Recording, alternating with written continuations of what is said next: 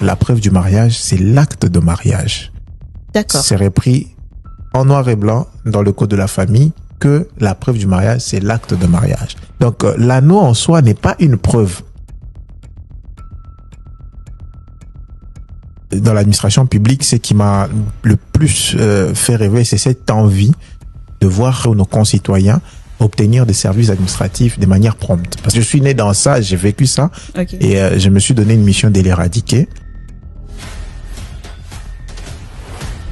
Le bourgmestre, selon le code de la famille, a aussi l'attribution d'officier de l'état civil. Parce que l'on pense que quand le bourgmestre célèbre des mariages, c'est-à-dire qu'il n'a rien à faire que cela. Non. Nous célébrons les mariages et ça se voit, ça se filme parce que c'est défini comme un acte public et solennel. Donc ça doit se faire au vu et au su de tout le monde. J'ai quand même envie d'avoir votre avis sur ces phénomènes qu'on appelle communément ici Yakatofanda. Dans notre loi, ça s'appelle la possession d'état d'époux, qui est donc cette manière de prouver que cette personne et moi, nous sommes ensemble. Mais ça, ce n'est pas le mariage. Oui. Ces conjoints, lorsqu'il vient voir l'officier, qu'est-ce que l'officier fait? L'officier ne sait rien faire parce qu'il ne les a jamais reçus. Disons, est-ce que les anneaux, les alliances sont obligatoires? La preuve du mariage, c'est l'acte de mariage. L'anneau en soi n'est pas une preuve juridique du mariage. Mais pour ceux qui n'en mettent pas, ce n'est pas pour autant que quand ils vous disent qu'ils sont mariés et qu'ils vous brandissent l'acte de mariage, vous allez refuser parce qu'il n'a pas d'anneau. J'ai juste envie d'imaginer que certainement il y a beaucoup de personnes mariées dans la rue là qui n'ont pas d'anneau et nous on ne sait pas quoi.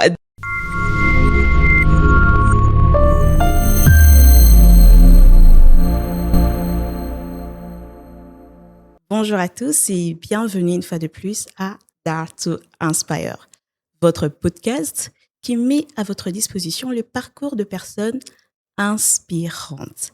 Et comme de coutume, aujourd'hui encore, nous avons pour vous un profil inspirant que je m'apprête de vous laisser découvrir. Bonjour, monsieur Isaac. Bonjour, madame Sarah, ma coquille. Comment vous allez? Je vais très bien et vous-même? Oui, ça va. En tout cas, je suis heureuse. Je suis très contente de vous recevoir ici dans mon plateau. Merci d'avoir répondu présent à mon invitation. Et moi, je vous connais et par coutume, j'aime laisser l'invité se présenter. Alors, est-ce que vous pouvez juste vous présenter face à nos auditeurs? Merci. Je dois d'abord ici dire mes sentiments de satisfaction parce que ce rendez-vous a été tellement manqué avec toutes les péripéties qu'on a rencontrées de votre côté du mien. Et donc, je suis très heureux de répondre aujourd'hui à votre invitation pour réaliser ces podcasts. Je suis Isaac Mukendi Kishimbi. Je suis juriste de formation et j'ai terminé mes études de droit en 2019 où j'ai obtenu ma licence en droit à l'université de Kinshasa, précisément pour le département de droit économique et social. D'accord. Et comme j'aime toujours apprendre, et ça ne m'a pas empêché de faire des études post-universitaires, je m'étais inscrit en 2021, toujours en fin d'année, au Collège de hautes études de stratégie et de défense, qui est une école, on va dire, militaire, mais qui accepte aussi des paramilitaires, donc on va dire des civils, pour une formation raffinée en stratégie et en défense. Et je suis donc breveté du Collège de hautes études de stratégie et de défense. Okay. Et toujours mu par cette envie d'apprendre, souffrez que j'en parle. Voilà, okay. Je me rappelle aussi avoir concouru pour l'École nationale d'administration, l'ENA, en 2021. Les résultats étaient sortis en 2022, alors que j'étais au Collège de hautes études de stratégie et de défense. Okay. Je termine en juillet 2022 au Collège de hautes études et j'entame mes études d'autres études post-universitaires à l'issue d'un concours organisé par l'École nationale d'administration. D'accord. Ayant reçu plus de 12 000 concurrents et nous n'étions qu'à 100 qui avaient été retenus comme boursiers de la 8e promotion Simon Kimbangu. J'espère que tous les énarques de cette époque pourront donc suivre ces podcasts et je les salue. Donc j'étais parmi les 100 boursiers, mais fort malheureusement avec la nomination en tant que bourgmestre aux fonctions de bourgmestre adjoint. Donc, je n'ai pas pu parfaire mes études à l'ENA. Donc, je suis parti de l'ENA pour répondre à cet appel patriotique que m'avait lancé le chef de l'État, je cite son Excellence Félix Antoine Tshisekedi Tshilombo, à qui je rends mes vibrants hommages. Mais ça n'a pas empêché, bien sûr, de réaliser l'un de mes autres rêves qui était celui de prêter serment. Toujours en 2022, j'ai prêté aussi serment en tant qu'avocat au barreau près la cour d'appel de Kinshasa-Gombe. Donc, je suis du barreau de la Gombe, mais je n'ai pas pu exercer pleinement ma qualité d'avocat parce qu'elle est incompatible avec des fonctions publiques. Donc, voilà de manière sommaire ce que je suis. Et il y a quand même beaucoup de choses qui me caractérisent. Je suis aussi en train de poursuivre mes études en droit. Cette fois-ci, en troisième cycle, je suis donc apprenant en droit. Et bientôt, je vais devoir défendre mon mémoire. Dans cette présentation, vous avez dit que vous étiez sélectionné à l'ENA. Oui. Mais après, vous n'avez pas pu concourir à celui-ci parce que vous devez répondre à l'appel de la nomination. En effet. Alors, la question, c'est de savoir justement pourquoi avoir répondu présent à celui-ci. Donc, c'est quoi cette motivation? Pourquoi vous avez, disons, abandonné ces parcours pour rejoindre la gestion publique? C'est d'où ça vient, cet amour? Okay. Avant d'aller plus loin, laisse-moi te dire quelque chose. Plus de 85% d'entre vous qui nous regardent ne sont pas encore abonnés. Si vous aimez nos contenus et souhaitez nous soutenir, la meilleure façon de le faire, c'est de cliquer sur le bouton « S'abonner ». Pour moi, c'est une grande motivation pour me permettre de continuer à créer des contenus de qualité, mais aussi, bien sûr, de faire grandir cette chaîne. Merci du fond du cœur. Bon, la nation, c'est ce qui nous caractérise tous. Ça, la nation, on est inexistant. Sans le Congo, on ne vit pas. Je pense que le Congo passe avant tout. Et même mes études à l'ENA, c'était pour approfondir mes connaissances en matière d'administration publique. Et qui dit administration publique, dit gestion publique, dit servir l'État. Donc, je pense que c'est une toute autre manière pour moi de répondre à cet appel de la nation ou de l'État pour servir dans l'administration publique. Et donc, je pense que je suis peut-être passé du coq à la poule, hein, pour ne pas dire du coq à l'âne, parce que ça reste toujours la même nature, sûr, quoi. Bien sûr. Voilà. Mais cette fois-ci, de manière beaucoup plus pratique. Parce qu'à l'ENA, à l'issue de la formation, c'est là que vous êtes éjecté maintenant pour injecter, allais-je dire, pour travailler au sein de l'administration publique. Moi, j'ai juste envie maintenant de rentrer carrément quelques années en arrière. Ouais. Parce que aujourd'hui, vous êtes bourgmestre adjoint de la commune de Limete. Ma question, c'est de savoir, est-ce que vous rêviez un jour de devenir bourgmestre adjoint? Est-ce que c'était un plan de vie? Est-ce que quand vous étiez jeune, vous rêviez de quoi? Est-ce que vous rêviez de devenir médecin aussi comme certains? Ou bien c'était bien tracé dans votre tête quand même? Dans ma tête, peut-être pas, mais dans la tête du destin, je veux dire la tête de Dieu, peut-être oui, parce que lui qui est le planificateur parfait, je pense que vous êtes chrétien aussi, je suis chrétien pratiquant, je pense que c'était le destin divin que de me retrouver dans cette sphère, on va dire dans la sphère politique. Comme tout enfant, comme tout jeune Quinois ou tout jeune Congolais, j'ai rêvé de devenir un jour un grand monsieur. J'espère ça, que je pense que je le suis ça, pas encore. J'espère vraiment l'être à l'état où j'y pense toujours tout le temps.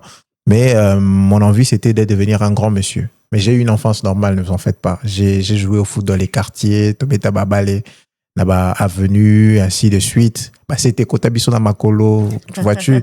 Donc, j'ai vécu une enfance normale, comme tout enfant qui étudie normalement, qui va à l'école, ainsi de suite.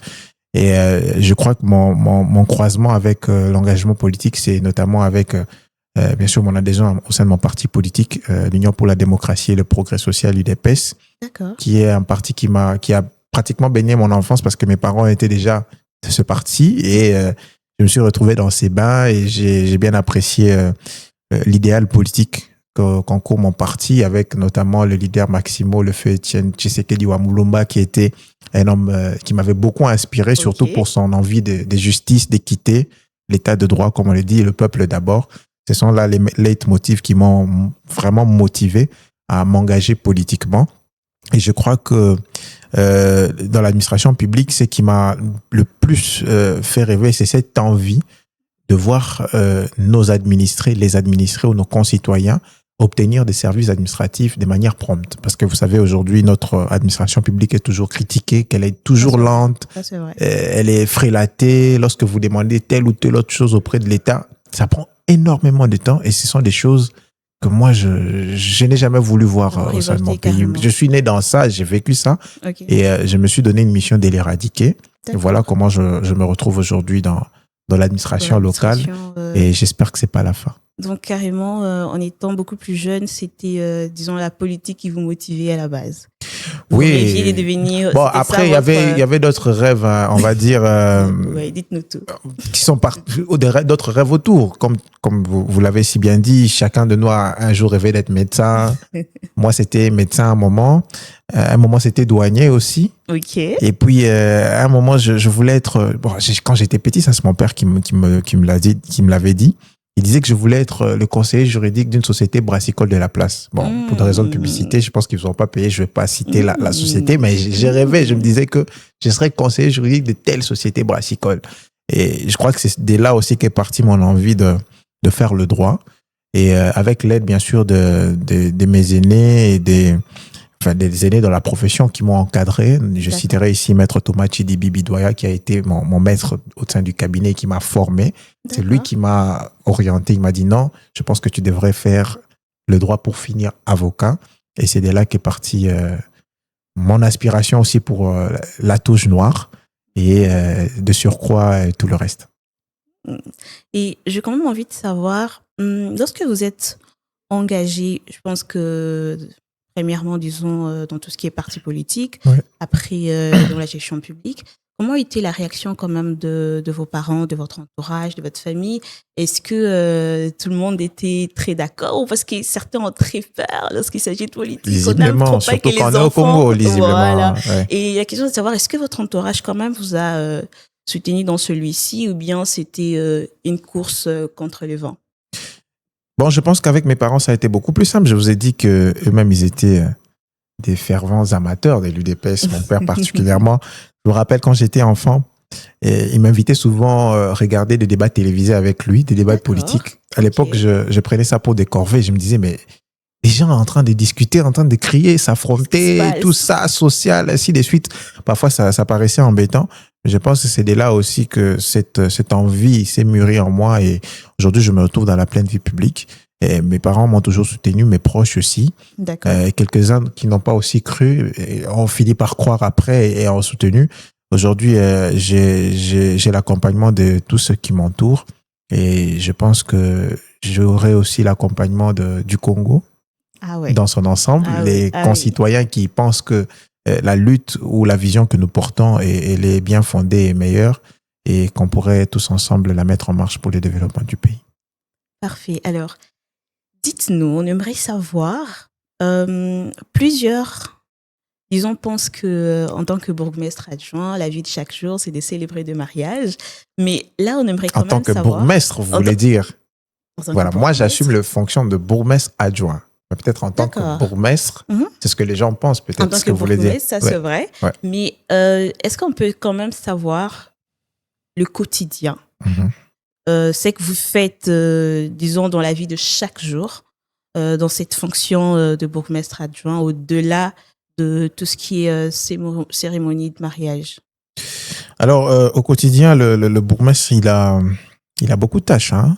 D'accord. C'est ici l'occasion aussi de saluer Madame Nathalie Alamba-Feza, la bourgmestre de notre commune délimitée, avec qui je travaille et avec qui nous essayons de conduire à notre manière une vision commune pour développer la commune délimitée avec, bien sûr, les moyens qui sont en notre possession, parce que ça aussi, c'est un fait.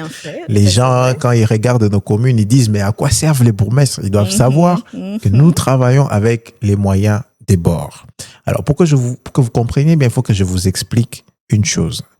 C'est la forme de notre État. Comme vous le savez, la République démocratique du Congo est un État unitaire décentralisé. Donc, nous avons à un certain échelon les provinces qu'on appelle les entités régionales, donc les 25 provinces plus Kinshasa qui a statut de province, la capitale.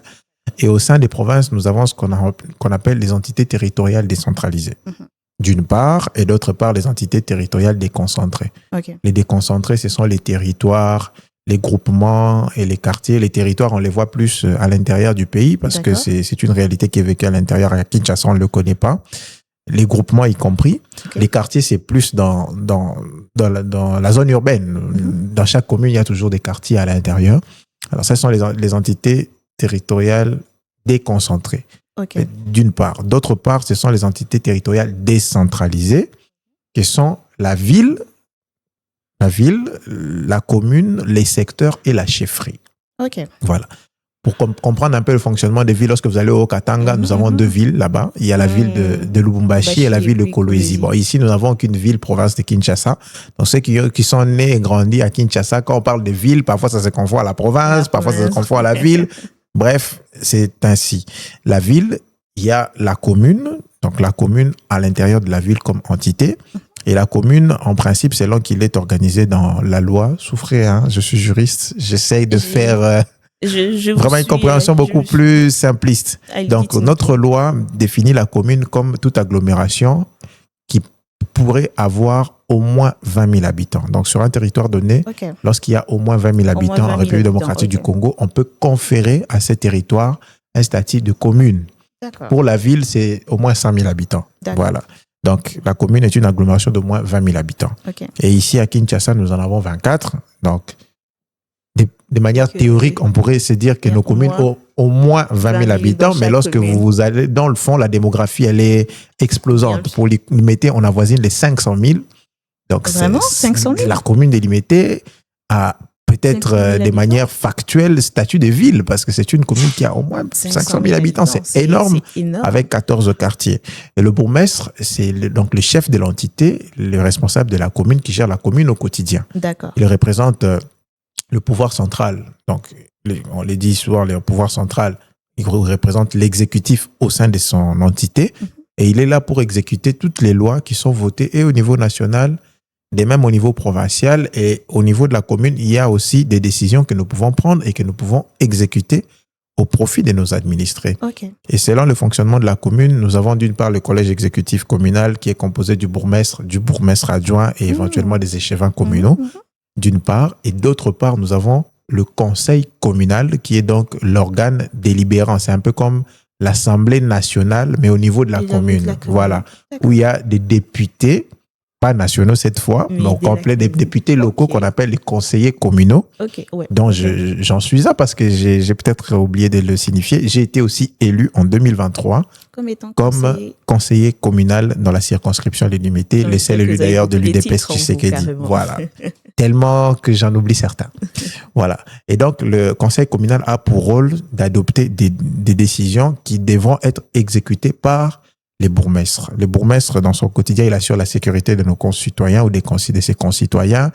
Il s'assure que l'environnement soit sain, soit propice, que les gens vivent dans la quiétude, que les services publics sur toute l'étendue de la commune puissent être délivrés de manière exacte et impartiale au profit de tous. Mais aussi et surtout, le bourgmestre, selon le code de la famille, a aussi l'attribution d'officier de l'état civil. Donc, l'officier de l'état civil a pour rôle de dresser les actes de l'état civil que sont les actes de naissance, les actes de décès, les actes de mariage et les actes relevant du registre supplétoire. Voilà. Et c'est de là maintenant que le bourgmestre tire les compétences d'officier de l'état civil pour célébrer les mariages.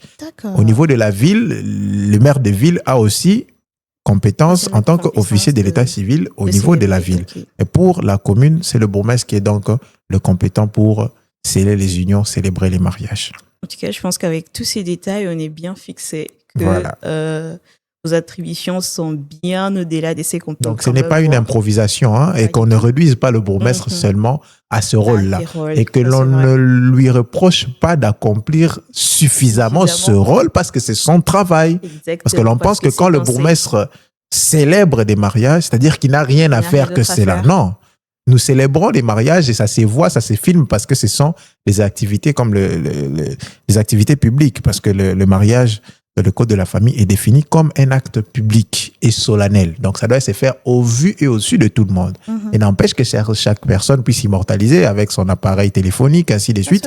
C'est pourquoi de plus en plus on nous voit. C'est mis en avant. Voilà. Et il ne faudra pas que l'on puisse condamner les bourgmestres que nous sommes de jouer notre rôle parce que, effectivement, c'est la loi qui nous attribue cette compétence. Et puis, c'est très vrai parce que tellement que les mariages sont souvent mis sur les réseaux et sont souvent mis en avant.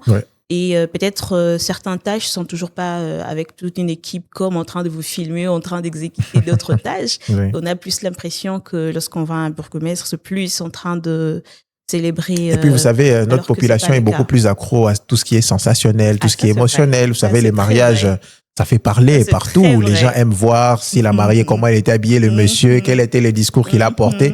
Mais lorsque nous tenions des réunions, par exemple, de comités locaux de sécurité, parce que ce sont des dispositifs que nous dote l'État pour la gouvernance sécuritaire au niveau local. Cela est institué par un décret de 2022 qui permet aux bourgmestres et à tous ses collaborateurs et les services de sécurité de se réunir pour adopter une stratégie de sécurité pour la sécurisation des personnes et de leurs biens. Et lorsque nous tenions ces réunions de sécurité, nous faisons des comptes rendus publics. Ça n'intéresse pas les gens. Okay. Mais quand on voit le visage du bourgmestre à un mariage, ça intéresse par contre les gens. Voyez-vous, donc nous travaillons efficacement, nous accomplissons nos rôles respectifs, mais je le souligne dans la limite de nos moyens. C'est très important cette assise. Très important de le souligner. Alors, étant donné que je suis très, très, très chanceuse aujourd'hui d'avoir face à moi un invité qui a suffisamment des connaissances sur les questions de mariage et de loi. Bon, j'en sais quelque chose parce que quand même, je travaille dans ça au quotidien. Mais donc, bon, dire suffisamment, c'est quand même trop. Mais j'en sais quelque chose. Moi, je vais quand même en profiter de couvrir des zones d'ombre et d'apprendre certains détails sur celui-ci. J'espère que beaucoup vont en prendre également avec moi. J'aimerais quand même poser quelques questions sur le mariage. Oui. Déjà, est-ce que c'est important de se marier civilement en soi? Parce que vraiment, au jour d'aujourd'hui, surtout à Kinshasa, plusieurs vivent ensemble sans se marier. Oui. Et j'ai quand même envie d'avoir votre avis sur ces phénomènes qu'on appelle communément ici Yakatofanda. Donc, c'est quoi votre point de vue à ces sujets? Est-ce que c'est si mauvais que ça? Très bien. À la question déjà de savoir si c'est important pour tout le monde de se marier. Bon, moi, je vais répondre sur le plan, on va dire, purement juridique. Hein. Je ne suis pas vraiment sur une appréhension sociologique bien sûr. Sur des appréhensions confessionnelles. Parce que si j'ai dit oui, c'est important, les prêtres vont me dire, ben moi, je ne suis pas marié. Et j'ai vu. Et si j'ai dit non, ce n'est pas important, les gens vont me dire, mais pourquoi toi-même tu es marié? Donc, je vais rester sur le plan légal et que nos concitoyens, même les téléspectateurs, souffrent que je le dise ainsi. Déjà, le mariage, il est une notion sociologique. En Afrique, le mariage, ça n'a pas commencé qu'avec l'adoption du code de la famille. Donc, les gens déjà s'est mariés. À l'époque, les mariages parfois servaient à unir des tribus, des ethnies qui parfois étaient en conflit et que les conflits trouvaient des résolutions par les scellages des unions entre les fils et filles de chacune des tribus. On l'a même vu, je crois, dans la Bible avec le roi Salomon qui s'était marié avec beaucoup de gens parce que son idéal, c'était de rassembler des tribus à l'époque. Donc, le mariage, avant d'être une notion juridique, c'est d'abord une notion sociologique qui réunit les familles. Dans notre contexte africain, c'est plus pour unir les familles au travers des époux ou des mariés, selon les cas. Mais avec l'avènement de l'État, notamment avec la colonisation, parce qu'autrefois, nous étions encore sous forme des ethnies, tribus, ainsi de suite, vraiment de manière... on va les dire endogènes. Aujourd'hui, avec la formalisation de la vie sociale, l'État, je veux bien le dire, aujourd'hui, le mariage est devenu une notion non seulement sociologique ou coutumière, mais une notion juridique consacrée d'abord par la Constitution, parce que la Constitution, dans certains de ses articles, stipule que tout Congolais a le droit de se marier avec la personne de son choix et qu'il soit de sexe opposé. Ça, c'est un fait constitutionnellement, c'est un droit reconnu à tout Congolais. Voilà. Et cette volonté du constituant a été réaffirmée dans le Code de la famille, qui est donc le texte légal qui stipule sur la question du mariage. Il est aussi défini le mariage comme un acte public, civil et solennel par lequel un homme et une femme qui ne sont engagés ni l'un ni l'autre dans les liens d'un précédent mariage enregistré établissent entre eux une union légale et durable dont les conditions de formation, les effets et la dissolution sont déterminés par la loi. Okay. Cette loi, c'est le code de la famille. Okay. Donc, c'est là la définition du mariage, c'est l'article 330 du code de la famille. Okay. Donc, de ce fait, j'ai déduit de cette définition que le mariage est un acte qui unit un homme et une femme qui acceptent de se mettre ensemble. Donc, dès lors que deux personnes acceptent de se mettre ensemble, il est important, dans un contexte étatique dans lequel nous nous trouvons, qu'ils puissent se marier et non pas rester dans une situation d'union de fait. Et qui dit union de fait, c'est ce qu'on appelle communément les yakatovanda. Et dans le code de la famille, ça s'appelle la possession d'état d'époux. C'est-à-dire deux personnes qui vivent dans la société, qui se considèrent comme Mwasina Mobali, comme on l'a dit, et la société aussi voit que sur Itagatel, il y a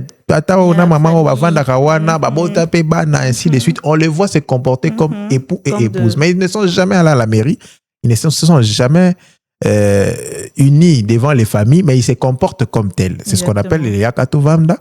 Et dans notre loi, ça s'appelle la possession d'état d'époux, qui est donc cette manière de prouver que cette personne et moi, nous sommes ensemble. Mais ça, ce n'est pas le mariage. Voyez-vous, le mariage, par contre, c'est défini, comme je l'ai dit tantôt, mais aussi c'est célèbre de deux manières. D'abord, de manière coutumière, ce qu'on appelle communément le mariage coutumier, bien sûr, qui est un mariage célébré en famille, c'est-à-dire deux familles se réunissent pour sceller l'union de leurs enfants, conformément aux coutumes, bien sûr, des familles. Et à la fin de cette célébration en famille, la loi recommande aux époux, dans les 3 mois, je pense que c'est l'article 370 du Code de la famille, c'est en principe dans les 3 mois après la célébration du mariage au niveau de la famille que vous devez aller soit pour vous enregistrer, soit pour célébrer ce mariage devant l'officier de l'état civil. Est-ce qu'il y a des sanctions de passer ces délais ou bien avant? Bon, pas tellement de sanctions, mais si vous dépassez ces délais, le Code de la famille recommande plutôt que pour que le mariage puisse être célébré, il faudrait que le tribunal de paix puisse expressément autoriser à l'officier de l'état civil à pouvoir célébrer ce mariage. Donc, c'est pourquoi nous recommandons toujours aux époux, à la minute où vous célébrez, vous terminez la célébration en famille, vous devez rapidement penser à l'enregistrement ou à la célébration au niveau de la maison communale pour que votre mariage soit opposable à tous. Parce que l'union qui est célébrée seulement en famille, selon qu'il est inscrit dans l'article 380 du Code de la famille, cette union n'est opposable qu'à ceux qui y ont participé. Je donne un exemple. Vous êtes célibataire? Excusez-moi. Ouais. Voilà. Bon, elle est là, célibataire. Pour ceux qui sont intéressés, vous pouvez toujours passer. Okay. Et je serai toujours intéressé pour célébrer l'union. C'est-à-dire, aujourd'hui, il y a un monsieur qui est derrière la caméra qui veut vous épouser. On appelle les familles, ils entrent, nous sommes dans la salle et puis on remet symboliquement la dot, parce qu'il faudrait aussi les noter que la dot peut être remise symboliquement. Ce n'est pas toujours des montants, des gros montants, des grosses vaches comme on les fait croire. La dot, elle est remise, elle peut être remise symboliquement, mais conformément aux coutumes des époux. Voilà. Alors, on verse la dot, elle est versée. On considère que vous et les caméramans, vous êtes mariés. Mais ce mariage ou cette union n'est reconnu qu'entre les personnes qui auront pris part à ce mariage. C'est-à-dire les membres des familles qui étaient là et les époux. Ce sont les seuls qui peuvent dire que ces deux personnes sont effectivement mariées. Et au regard de la loi, ça ne présente pas beaucoup d'avantages ou de protections juridiques. C'est pourquoi le législateur recommande à ce que, après la célébration du mariage en famille, que les époux aillent enregistrer ces mariages ou les faire célébrer auprès de l'officier de l'état civil pour que ce mariage, soit reconnu par tous et qu'il produise des effets juridiques. Parce que tant que l'union sera seulement célébrée en famille, il y aura difficulté à ce que les effets juridiques soient produits, notamment ceux relatifs aux régimes matrimoniaux, c'est relatif au patrimoine des époux et même suivant les garanties que ces mariages peuvent offrir aussi à la progéniture des enfants. Mais dans ces cas, vu que c'est vrai que c'est reconnu quand même d'une certaine façon que le mariage coutumier a été fait. Le mariage coutumier est consacré dans le Code de la famille. Et dans ces cas, qu'est-ce qui arrive à l'un des conjoints qui décède alors qu'ils n'ont pas encore officié cela à l'état civil? Qu'est-ce qui se passe au conjoint restant? Le conjoint survivant. Oui. Qu'est-ce qui se passe? Comment Quand je dis qu'est-ce qui se passe, est-ce qu'il a une disons, une protection quand même. Mais c'est justement ce que j'ai dit. Aucun. J'ai dit la difficulté avec le mariage célébré en famille, c'est qu'il n'est reconnu que par les personnes qui y ont participé, voyez-vous, et ça n'offre pas des protections juridiques pour les époux et même pas assez de protections juridiques pour les époux et même pour leur progéniture. Parce que pour liquider le régime matrimonial, il faut qu'il y ait le mariage dûment enregistré ou célébré devant l'officier de l'état civil et qui produise les effets. Parce que si vous regardez dans le code de la famille, ce sont plutôt les mariages célébrés devant l'officier de l'état civil ou enregistrés qui produisent des effets juridiques et qui sont prouvés par les actes d'enregistrement. Par contre, le mariage coutumier n'a pas d'acte d'enregistrement ou de célébration dûment établi par la famille et qui puisse garantir les époux. J'aimerais savoir de façon un peu plus claire, ces conjoints, disons restants, disons vivants, lorsqu'il vient voir l'officier, qu'est-ce que l'officier fait? Pour des questions de liquidation de biens, des questions de tout ce qui tourne autour l'officier ne sait rien faire parce qu'il ne les a jamais reçus. Là maintenant, c'est qu'on va maintenant laisser place à la coutume des époux. Deux personnes qui étaient mariées coutumièrement, l'un décède, qu'elle prévoit la coutume? Est-ce qu'elle prévoit que la femme doit être...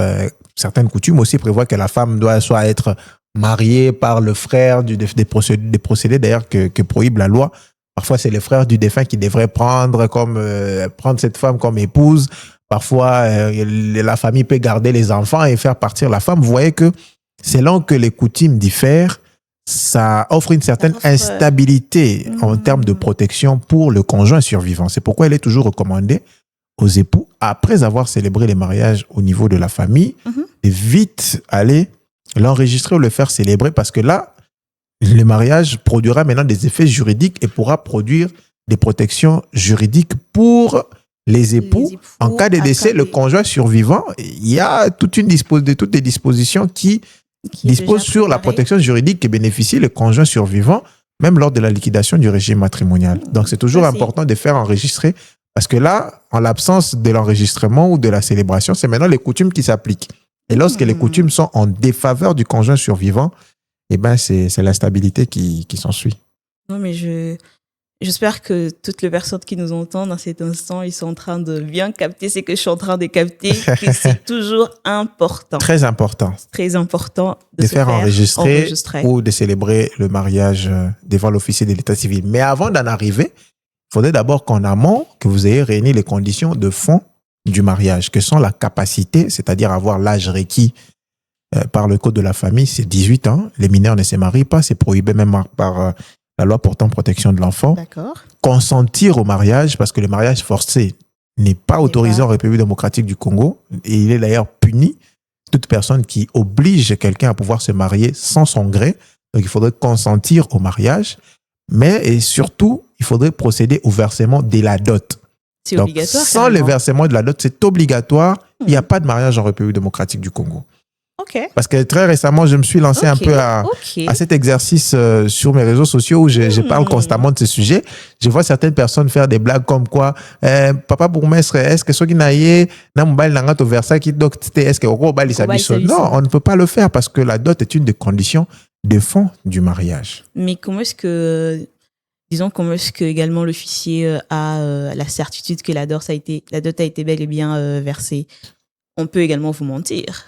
Là, c'est une question très importante. Ça revient d'ailleurs, ça rime avec le sujet que j'ai abordé très récemment, comme pour dire qu'il est possible que 4 personnes, dès lors qu'elles se présentent devant l'officier de l'état civil, elles peuvent effectivement enregistrer ou faire célébrer leur union.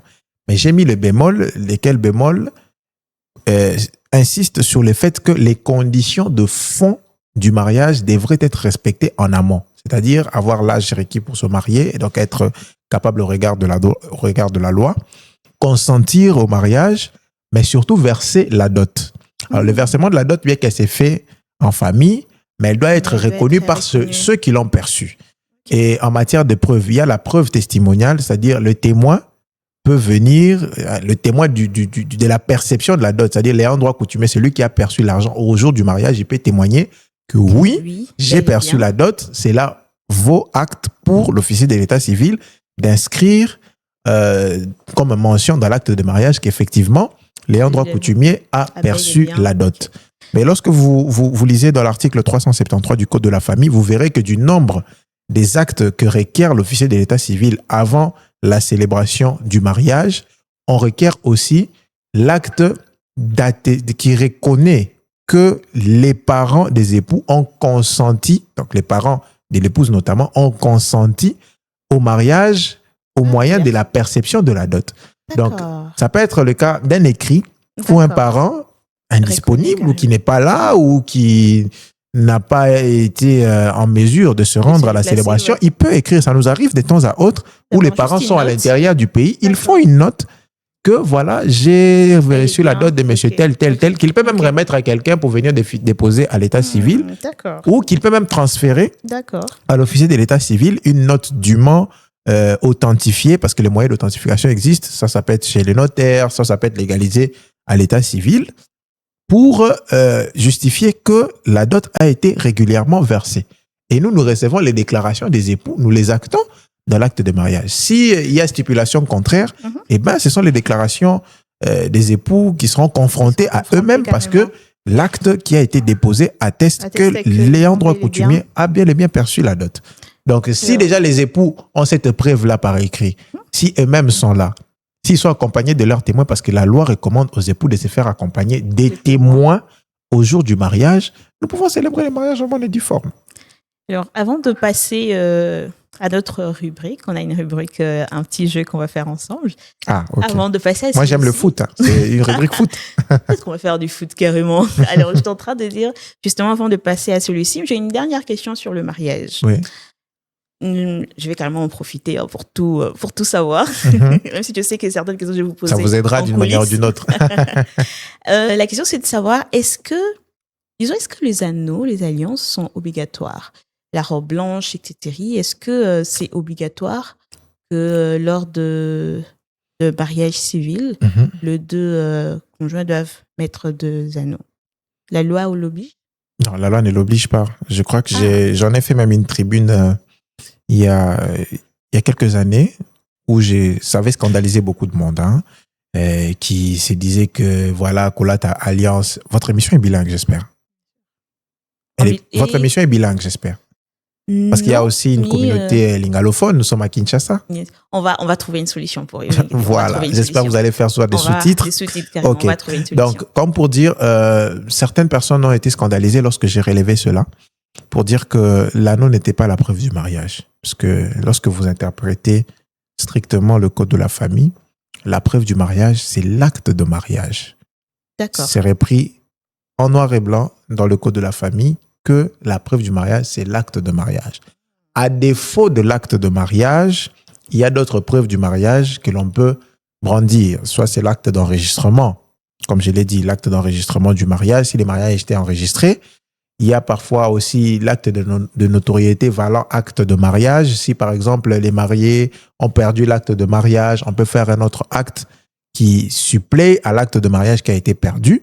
Ce sont là les preuves que la loi reconnaît comme les preuves du mariage. Alors les anneaux, c'est juste des choses qu'on a adoptées, parfois de l'acculturation, parce qu'en Afrique, les anneaux, ça n'existait pas. Nous, c'était plutôt des chaînes aux pieds, aux bras, ainsi de suite, pour montrer la beauté, ainsi de suite. Donc, l'anneau en soi n'est pas une preuve juridique du mariage. Mais de manière sociologique, si les gens pensent qu'ils peuvent mettre l'anneau, comme je l'ai mise là, pour montrer que je suis marié, elle est mariée, ainsi de suite, vous pouvez mettre. Mais pour ceux qui n'en mettent pas, ce n'est pas pour autant que quand ils vous disent qu'ils sont mariés et qu'ils vous brandissent l'acte de mariage, vous allez refuser parce qu'il n'a pas d'anneau. Non. Il y a certaines foi aussi, certaines confessions même religieuses qui interdisent que les époux portent des anneaux. Pire encore, il y en a d'autres qui obligent les époux à mettre les anneaux sur la main droite, pas sur la main gauche nécessairement. Donc, quelqu'un peut vous porter l'anneau à l'annulaire droit et il vous dit qu'il est marié, il faudra le croire parce que c'est quelque chose d'une conviction tout simplement. Ce n'est pas une recommandation de la loi, encore moins une obligation des bourgmestres que nous puissions mettre les anneaux aux époux. Ça, c'est là, moi, j'ai juste envie d'imaginer que certainement, il y a beaucoup de personnes mariées dans la rue, là, qui n'ont pas d'anneaux et nous, on ne sait pas, quoi. Donc, après, dans le contexte chinois, il faut toujours en avoir parce que si vous n'en avez pas, ça peut vous créer des problèmes. Ça, c'est vrai. Effectivement. Donc, il ne faudrait pas que l'on prenne ça comme une preuve juridique du mariage. Peut-être une preuve sociologique dans la société. Mais il y a d'autres aussi, hein, surtout vous les femmes, vous êtes expertes dans ça. Il y a d'autres qui mettent des anneaux et se disent c'est pour éviter des dérangements. Et quand elle vous dit qu'elle est mariée, vous êtes libre de croire ou pas. Donc, ça, c'est vrai. Alors, on va carrément passer à notre rubrique. Oui. On a un petit jeu que nous faisons toujours ici à Dare to Inspire. Le jeu consiste justement à répondre à 3 questions en 15 secondes. La rubrique en 15 secondes, 3 questions. OK. La rubrique s'appelle Une question pour 15 secondes. Une question pour 15 secondes. Et la particularité avec celui-ci est que la première question ne vient pas de moi. C'est l'invité juste avant vous qui a laissé cette question pour vous sans savoir qui c'était cet invité? C'était justement Monsieur Melchor qui est directeur. Monsieur Melchor. Je vous salue, Monsieur Melchor. Qui est responsable marketing à la First Bank. Ah, très bien. Il vous a laissé cette question et les 2 autres questions viennent de moi. OK. Est-ce que vous êtes prêts? Je suis prêt à répondre à la question de Monsieur Melchor. Comment allez-vous faire pour impacter les 20 prochaines années? Je pense que je vais défendre mes idées. Je vais les mettre sur la place publique et m'assurer qu'elles sont très bien confectionnées et qu'elles pourront convaincre un plus grand monde. Pour ceux qui vont s'adhérer, tant mieux. Pour ceux qui ne le feront pas, ils comprendront plus tard. J'ai fait combien? 18 secondes. Oh là là. Vous avez 3 secondes de plus. Bon, comprenez que je suis juriste, c'est pas facile pour un juriste de répondre à la question qui va suivre. Ok, merci. Donc, vous avez droit uniquement à 12 secondes sur la prochaine question. Deuxième question. Oui. Le problème, c'est que vous mettez du suspense, en fait, et ça déstabilise. Je vais être sûre que vous allez répondre à pied levé carrément. Okay. Alors.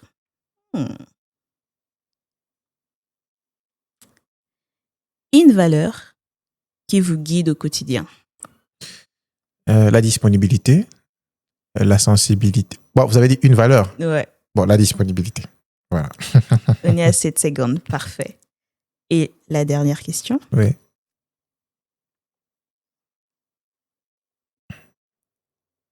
Quels sont les moments que vous avez eu le plus peur dans votre carrière? Oh là là. Je crois que c'est le jour où j'ai célébré les mariages devant le chef de l'État. Voilà. On me l'a annoncé 1 heure avant. Je ne savais pas comment m'y prendre. J'étais en train de réfléchir.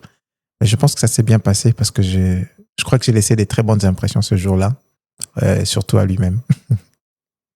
20 secondes. C'est sûr que avec un juriste, impossible de parler court. Non, il faudrait que j'en parle. Il faudrait que j'en parle. Ce jour-là, c'était tellement stressant et flippant. On vous annonce 1 heure avant que il sera de la partie, il sera l'invité. Et en tout cas, j'ai dû vraiment répéter dans ma tête les différentes étapes comme je l'ai fait assez souvent. Wow. Et ces jours-là, j'étais face aux premiers citoyens du pays. Je pense que c'était ma plus grosse peur depuis que j'ai commencé ma carrière en tant que bourgmestre adjoint. Et je crois que ça s'était quand même bien passé. Bon, je vais laisser libre cours à ceux qui ont participé de m'en dire, mais les impressions étaient bonnes. Mais quelle aurait été la pire chose durant cet instant, cette journée? D'oublier de phrases, de sauter, je sais pas, l'anneau de mariée? C'était quoi la pire chose qui pouvait arriver? La plus grande peur aussi, c'était les cérémoniales. Je crois que vous assistez à des cérémonies de mariage. Sûr, voilà. Bien sûr. Vous êtes confronté à différents publics. Ouais, il y a ceux qui sont beaucoup plus émotifs, ceux qui sont beaucoup plus sérieux, ceux qui sont beaucoup plus carrés. Alors du coup, j'avais un public limite. Il pouvait être dans toutes les émotions si peut-être le chef de l'État n'était pas là. Mais ce jour-là, il était là. Alors tout le monde était étatique, format institutionnel, gna gna gna gna. Et donc moi aussi, je devais l'être. C'est pourquoi à chaque fois que je me disais, dans cette étape, mais j'ai la fait comme ça, mais cette fois, je ne vais pas la faire comme ça parce que en fait, le président est là. Donc c'était la plus grande difficulté que j'avais rencontrée ces jours-là. Mais franchement, ça s'était très bien passé, pour le dire ainsi. Pour ma part, en tout cas, je pense que les choses s'étaient bien faites parce que je suis ressorti indemne.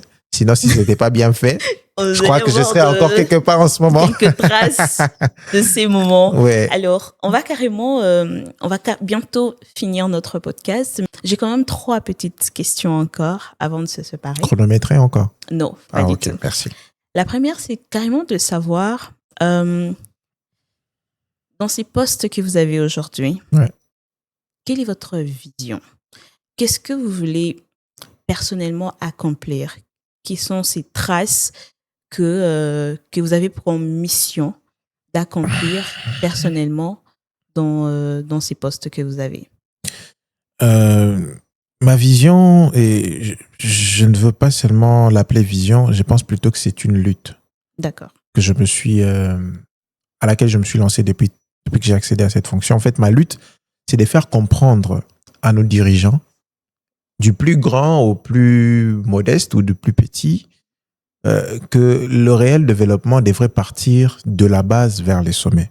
Parce qu'on a comme l'impression que lorsqu'il faut développer l'État, il faut toujours que tout parte des ministères au niveau national et puis ça redescend. Or, le réel impact en termes de développement devrait être ressenti à la base.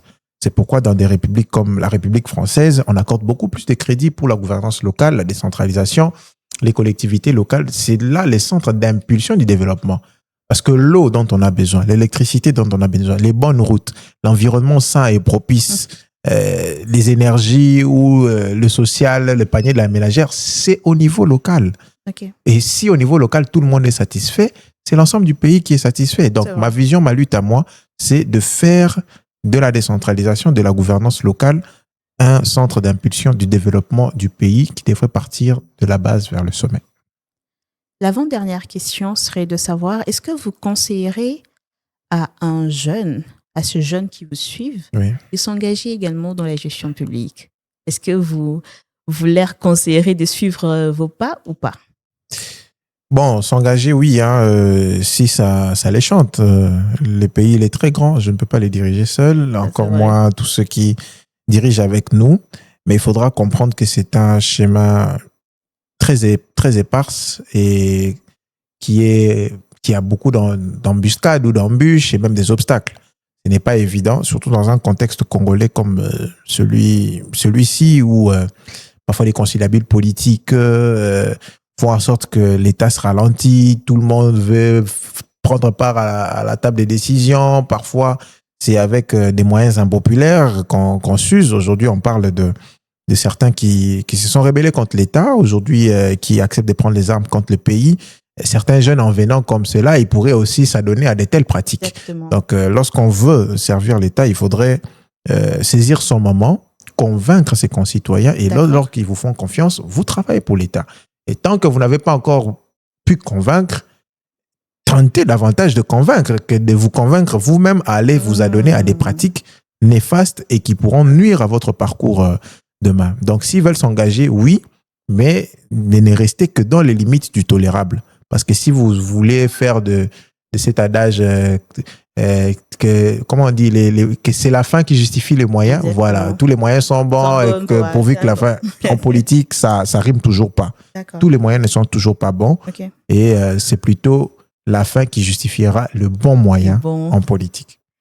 Alors, monsieur Isaac, nous sommes carrément à la fin des... Il y a une troisième question? C'est la dernière question carrément. Et c'est avec cette question que nous allons clôturer ces moments, cet échange. Et la question, c'est justement à vous de vous adresser justement à ce jeune, car aujourd'hui, il y a plusieurs jeunes qui vous regardent, qui sont inspirés par vous, qui veulent vous ressembler. Mais il y a plusieurs de ces jeunes qui ont peur, qui doutent, qui ne savent pas par où commencer, qui se disent... mais est-ce que M. Isaac est juste très chanceux? Est-ce que lui, c'est parce qu'il est génie? Je ne le suis pas. Ils doivent se rassurer. D'où ils ne savent trop pas par où commencer, ils ne savent trop pas que faire. Alors, si vous avez un mot à leur partager, à ces jeunes qui vous admirent et qui a peur, qu'est-ce que vous lui direz? Alors, je dirais à ces jeunes que la vie est faite d'obstacles. La vie est faite de beaucoup d'embûches, mais lorsque l'on sait où l'on va, les obstacles à nos yeux, paraissent comme des réels défis qu'il faudrait surmonter. Et dès lors que vous surmonterez ces défis, vous triompherez. C'est ainsi que ça se déroule dans tous les secteurs de la vie quotidienne, pas qu'en politique, même en médecine ou en droit, partout ailleurs. Les défis sont toujours là. Et pour ceux qui veulent venir en politique, il faudra se dire que c'est comme tout autre secteur de la vie où les défis sont énormes et qui demandent du temps. Parce qu'en fait, en politique, pour nombreux de jeunes, c'est une question aussi de temps. Nombreux ne patientent pas. Ils voient M. Isaac aujourd'hui, il est jeune, il est bourgmestre adjoint, ainsi de suite. Ils pensent que c'est un parvenu. Non, j'ai fait une lutte politique au sein de mon parti à l'UDPS. J'ai adhéré officiellement à l'UDPS en 2014 et les fonctions arrivent en 2023. Donc, c'est la patience, la à peu près, on va dire, 9 ans d'attente. 9 ans, avec tous les risques. Parce qu'on a risqué d'être chassé à l'université. Au sein de notre parti politique, parfois, les marches étaient sévèrement réprimées. Certains en ont laissé leur peau. Peut-être que j'aurais pu m'éteindre aussi, mais le Seigneur ne l'a pas permis. Donc, la politique demande du temps. Il ne faudra pas venir très rapidement user des mauvais moyens pour atteindre forcément les résultats. Donc, je vais les appeler à l'espoir, au courage, mais aussi à regarder des bons modèles, parce que dans ce secteur, il y a aussi des très, très mauvais modèles qu'il ne faudrait pas suivre. Capitaliser les bons et aussi confiance en vous-même, en vos compétences, et vous luirez au profit de la République. Merci. Alors, merci beaucoup, monsieur Isaac. Et avant de clôturer, comme pour la coutume, je vais vous passer justement ces cahiers afin que vous également, à votre tour, vous puissiez tout simplement laisser la question au prochain invité que vous ne connaissez pas. J'espère qu'il va s'en sortir autant que vous. Je vais dire la question comme ça ou je vais la noter? Vous allez la noter. Vous allez carrément pas les dire, sinon il va se préparer. Oui, c'est vrai. Donc, mais ça ne sera pas une moindre question. Mais Melchi, vous avez dit? Melchor. Il m'a laissé une question dure, hein? J'ai dû répondre en plus de secondes que prévu. Vous allez vous ranger sur les prochains invités. Oui. Donc, je vais carrément vous passer ce cahier. Et merci. Si vous allez juste marquer votre question. Voilà. En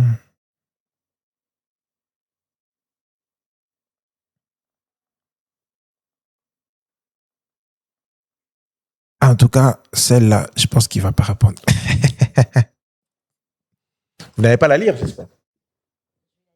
Plus tard, merci.